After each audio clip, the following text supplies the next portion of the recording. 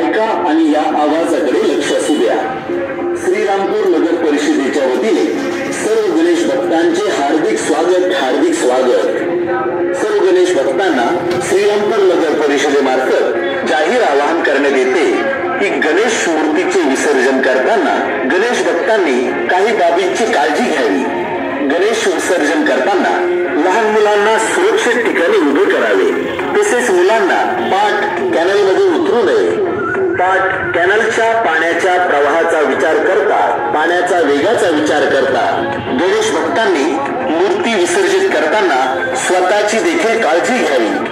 शक्यतो विसर्जनासाठी सोबत आणलेली गणेश मूर्ती नगर परिषदेच्या कर्मचाऱ्यांकडेच विसर्जनासाठी द्यावी।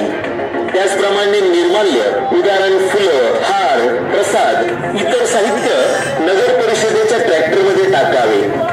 गणेश मूर्ती विसर्जित करताना गणेश मूर्तीच्या पावित्र्याचा भंग होणार नाही याची दक्षता गणेश भक्तांनी घ्यावी।